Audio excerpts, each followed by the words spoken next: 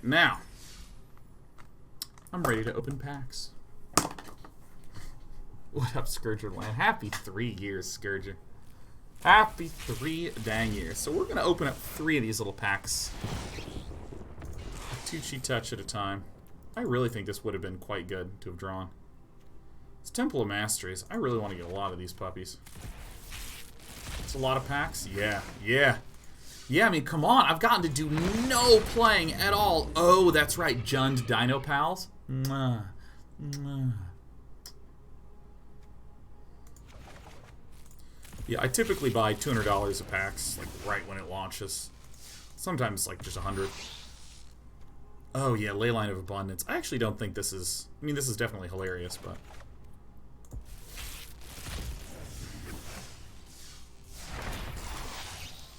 We're going to be opening up 10 at a time. Oh, dude, Voracious Hydra has been really interesting in Bant ramp decks.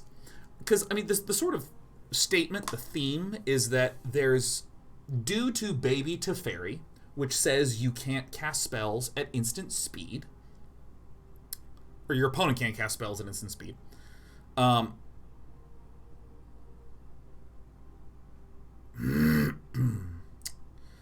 It means that it's very hard to run a lot of cards that are common in Control. There's not a lot of counter spells that can confidently be run, because if Baby Fairy gets played, you're screwed. It's difficult to run a lot of end of turn, draw a lot of card type effects. A lot of things like this just get gutted due to Baby Teferi. And so, a lot of typical Control archetypes are not seen that much anymore. Again, due to Baby Teferi. So, how does the meta shift? Well, there tends to be a lot of just board building type openings that finish with Planeswalkers. Things like the Elemental into Big Chandra, or the very classic Teferi Hero, or Esper Hero decks, where you get the Hero of Precinct 1, you get some creature-y things. Leading into Planeswalkers. And so, as a result, there's just not a lot of sweepers that are floating around. A lot of what people are trying to do in terms of their solutions is building the board, answering things one-to-one, and trying to get more shit out there. So there's just not a lot of the Control stuff. There's more of the creature-y stuff. And as a result, your mana creatures have a much higher probability of living, or I should say a lower probability of getting 2-for-1 with some sort of sweeper. So Bant Ramp has been quite popular, and Voracious Hydra is a card that fits very nicely into this. You ramp up, then you can play a big boy or wipe something out. The only types of spells that can run countering and counter-type stuff effectively is really the super flash heavy decks that start off with like 1 and 2 mana counter spells, and then rely on Big Scary Wolf Boy, whose name I don't remember. It's like Wolf Dog Ambush Man, Wolfpack Ambusher, Wolf Bark Ambusher, something like this. Yeah, but they're like those decks are still very, very, very, very fast.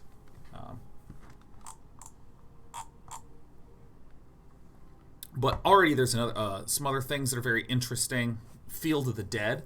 This is actually a legit build-around card. I've been seeing Bant Field of the Dead. You ramp up. You have your Baby Teferi to shut down some obnoxiousnesses. You have some Rampo Bampos.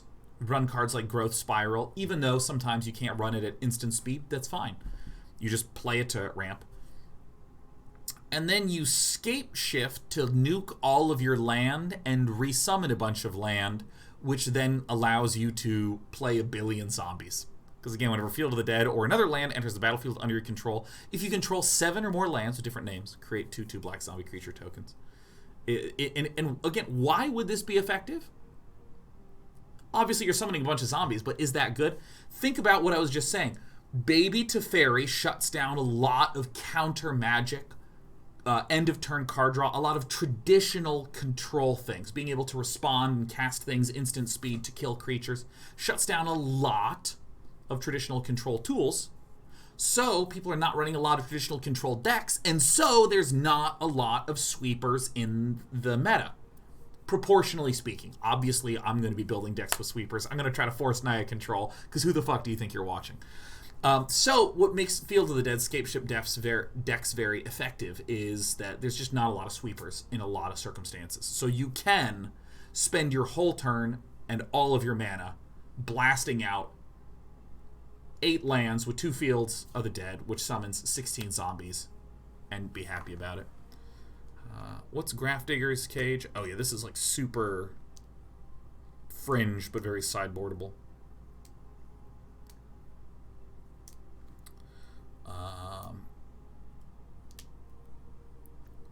What's Atemsis? I haven't seen this in a lot of the deck lists. Since I couldn't play, I've just been reading deck lists. Just like go look them on my phone. Just like, oh, it's like on travel, hoarding that shit. Agent of Treachery, I also think is an interesting card that I think has some merit. Because when it enters the battlefield, you just gain control of permanent like that. Open 10 more. We now have 180. Here's the money card. Oh, these are the 2 money cards. This spell can't be countered protection from blue. If you're a flash deck, then I shit on you. Mwah. It's just a great wall. You smock it right down. Yas. Get smocked. Yas. Nightpack Ambusher. That's its name. It's not Wolfbark Ambusher, although that seems pretty reasonable. Okay, so Marauding Raptor is whatever. Okay, we're done. Never click out of Magic the Gathering Arena. What else is here?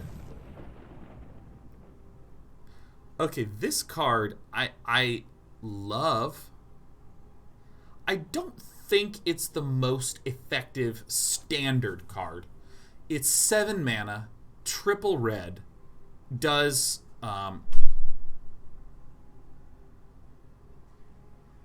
you know, it can blow up the shit out of everything, but like, you know, it's kind of hard to get it to survive for a turn.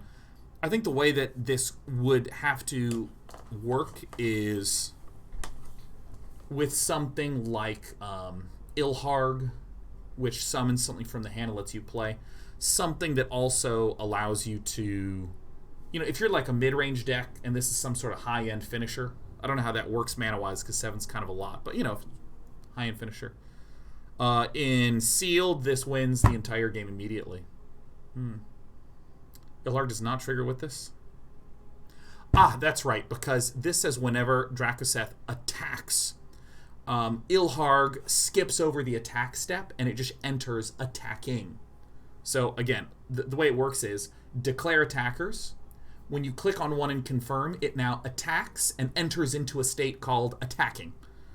So Ilharg skips over those first 2 and goes straight to attacking. So I have messed that up probably 7, 8 times now.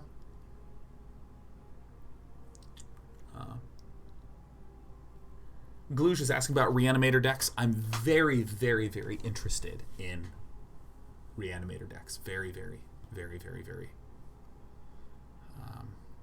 There's a 4-cost card that we were just doing in draft earlier this week that is like sack a creature, return a creature from the battlefield to the board, and return another one to your hand.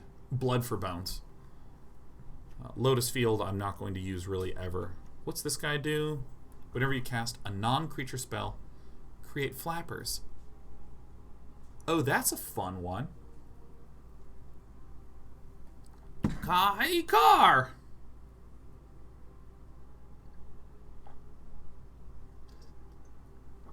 You can do some weird looping shit with this, where you like summon a thing, sack it, cast a thing, summon a thing, sack it, cast a thing, summon a thing. Nothing else here especially excites me.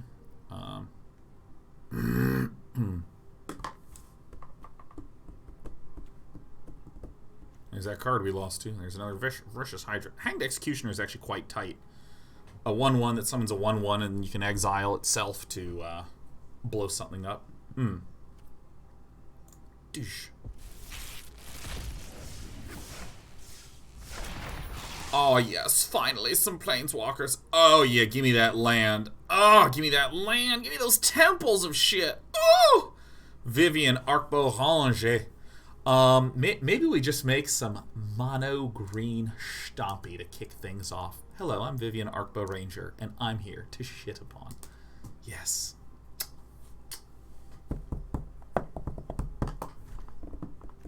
Cavalier Gales. All the Cavaliers are great. Draw 3 cards, put 2 on top. It's a Brainstorm. Isn't that the name of that card? Brainstorm? I always forget. When it dies, shuffle it into the library and scry 2. God, it's so versatile. And it's a flapper. How do you feel about the temples? Jahan, I think the temples are both amazing. For any of you who don't know, these are the temples. They're 2-color lands that allow you to scry 1. And I don't think there are 10 temples. I think there's only 5 in this set, unless I'm just literally wrong. Someone correct me on that. But the temples, I feel like, are on one hand exciting, but on the other hand, kind of a huge trap, because they are tap lands. The fact that they scry is nifty, but like tap lands hurt a shitload. Nothing else here is especially exciting. This is kind of a meme-y card, Icon of Ancestry. You know, like if I'm a vampire deck, you know, I can play this and all my vampires get +1/+1, and then I can keep looking to put more out there. Let's see. What else? What else now? Drawn from Dreams is okay. Leyline of the Void. This to me feels like super fringe. This feels to me like a modern card. Anytime there's a card that's like really weird, chances are it's not terrible. It's actually for modern. There's a lot of decks in modern that like put 80 cards into the graveyard, and then there's a creature that gets like +X for things in graveyard. So you just get this out and the game's over. It's awesome. So this is like modern AF. Drawn from Fishes. From Dreams. What? My brain broke. Drawn from Dreams is a very nice card. Very nice. Lets you hunt for your essential answers. Look at the top 7 and put 2 in there. And I'd like to stress that Drawn from Dreams says, look at the top 7, put 2 in the hand, done. A lot of other things in this game will say reveal it. So for instance here it says, look at the top 3 cards of your library. You may reveal a creature card of the chosen type from among them and put it into your hand. So your opponents don't even know what's in the hand, which is really nice. It's shared summons too. Yes.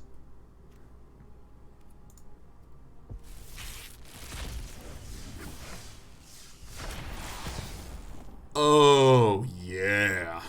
Ow, yeah. I'm very happy about getting another Shifting Ceratops. I'm going to need 4 of these. I'm going to need 4 of these. I think this spell can't be countered is not going to be as significant compared to the protection from blue, which is significant. Sorin Imperious Bloodlord is going to be so good until all those vampires rotate out. Target creature gains Death Touch and Lifelink. If it's a vampire, +1/+1 it. You can also do the other +1, sack a vampire, and it deals 3 damage to any target and you gain 3 life. Perfect. Put a vampire. By the way, that -3 is disgusting. Put a vampire creature card from your hand onto the battlefield. Oh. Oh, it's so sick. Pay 3 mana to play something that costs 5 mana. Safara Sky's Blade. I mean, I kind of want this to be a thing.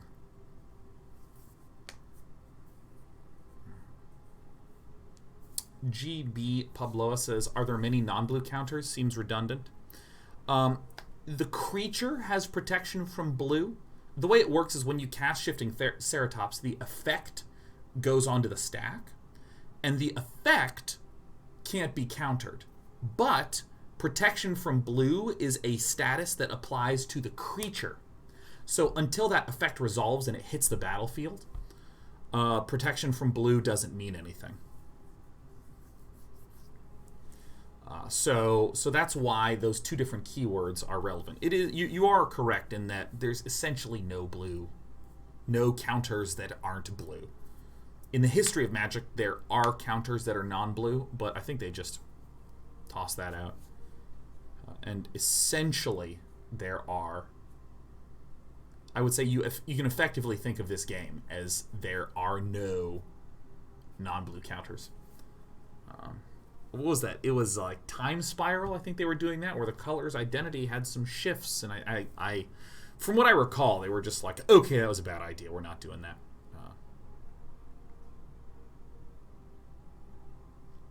What else is notable here?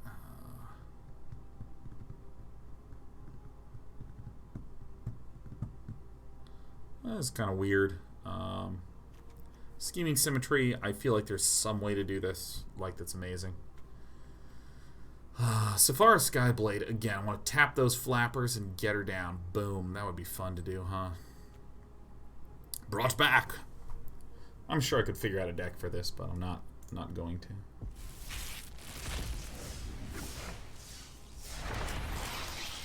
There's a baby Chandra. We don't need the baby Chandra. We need the enormous Chandra. We're getting a lot of green ley lines and green voracious Hydras, which is nice, but not as nice as I'd like. I have 7 Mythic Rare wild cards. You know, I heard that what you're supposed to do is I'll probably do this for the next set. You eventually are hoarding common and uncommon wild cards. So the trick is when a new set comes out, you spend all your commons and uncommons crafting the entire full base set of commons and uncommons. So then when you start opening packs, it's just giving you refunded gems for all of those. Alright, nothing notable that's new, that is. We've already looked at these. What does Leyline of Combustion do? Whenever you and or at least one permanent you control becomes the target of a spell or an ability an opponent controls, Leyline of Combustion deals 2 damage to that player. That's weird. It's like a defensive red card. Getting more temples, that's good.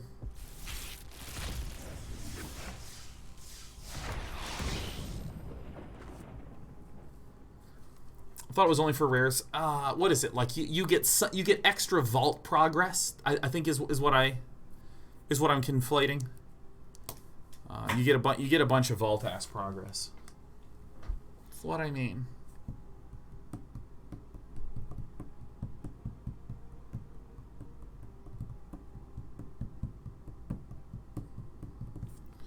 There's our Wolf Bark Face Ripper.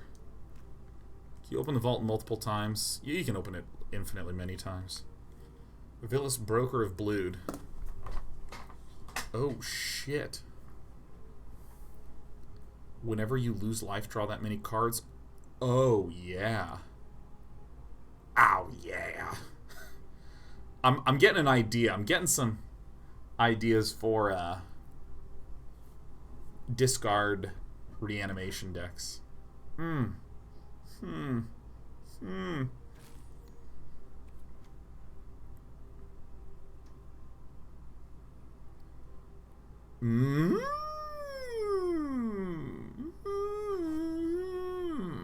mean, maybe this is our Esper Hero anti-card, huh? Yeah. Yeah. Open 10, let's go. Alright, good. I'm getting some of the cards that I really want. Rotting Regisaur, a Nightpack Ambusher. Again, I really think Bishop of Wings could be quite tight. Some sort of mono-white angel deck. Marauding Reptar. Snarl!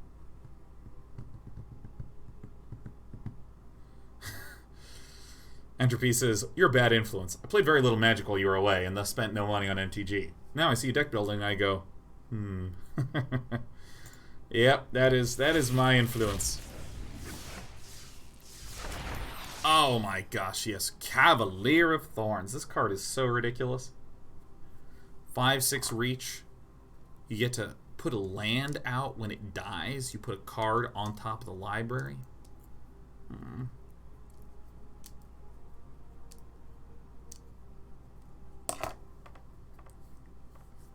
Doesn't exactly get you a extra card, but does let you kind of fix.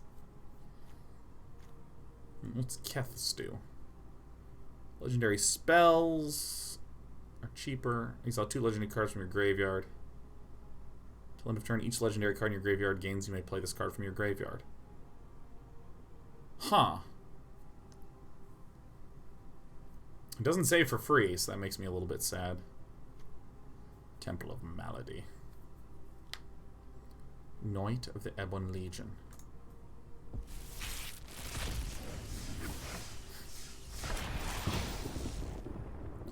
I wonder if I can do something magical with Dread Presence. There's our sweet Ajani, Strength of the Pride.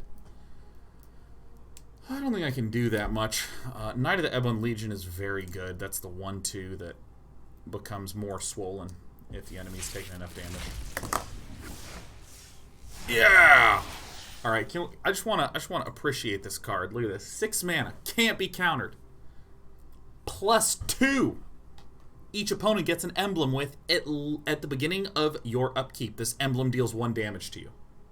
So you just basically set your opponent on fire and they begin to burn down. But the -3 and -X are quite good. Chandra Awakened Inferno deals 3 damage to each non-elemental creature. Chandra Awakened Inferno deals X damage to target creature or planeswalker. If a permanent was dealt damage this way, would die. Exile it instead.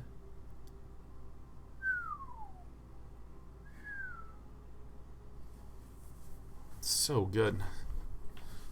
Like, I think that this is the sort of card that you'd main deck.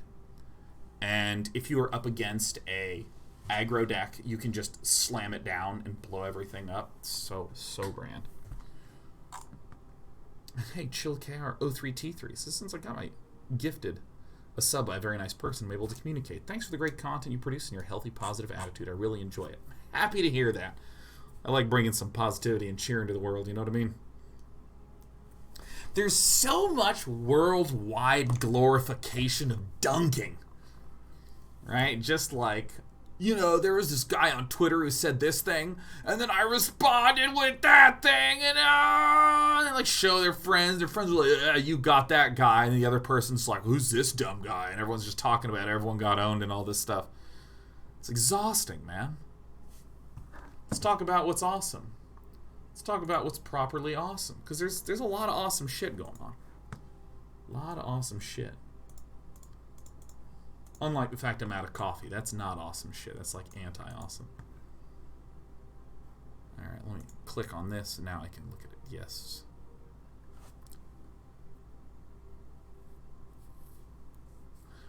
This is so funny. If cards with at least 6 different converter mana costs are revealed this way, that player loses the game. So good.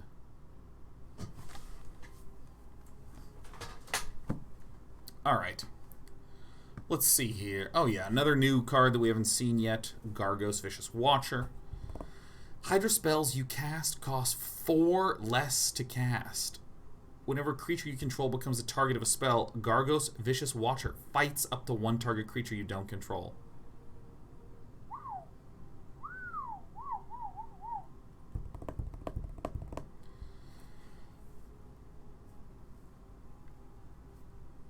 There's a whole lot of wish that I have for some sort of mid-range mono green. I don't know if it's a thing, but I want it to be.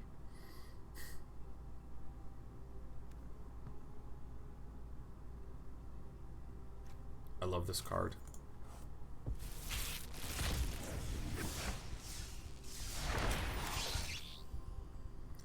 Oh, yeah, this is another card that I find absolutely... First I was like, Stoneforge Mystic! I'm fascinated by this card. Whenever you activate a loyalty ability of a Chandra Planeswalker, you may pay 1. If you do, copy the ability. You may choose new targets for the copy. But notably, you can discard a mountain, or a red card, and you can draw a card. That's nice and toit. So this is the type of thing that lets you get extra power out of your Chandras, but it can also let you, you know, keep filtering through.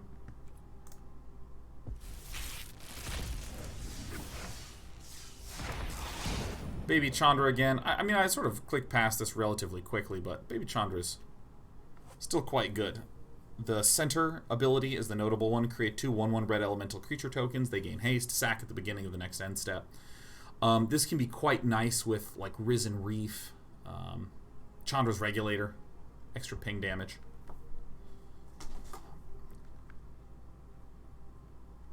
Double Field of the Dead, great. We have our vault opened, great. Big Chandra. Mwah. Little Chandra. Mwah. Now I have 4 Fields of the Dead, so I can build that deck. Thunderkin, Awakener. What do you do? It attacks, choose an elemental, and return that to the battlefield tap. Ah, okay. So this is just like a elemental rebonker. Second Regulator, which is very good. This might be the first deck that we build, is this. I'm going to be building several decks I saw on Jeff Hoagland's channel. I also am really interested in building a reanimation deck. You know, get Villas, Broker of Blood, out and ramping. Whenever you lose life, draw that many cards. Oof.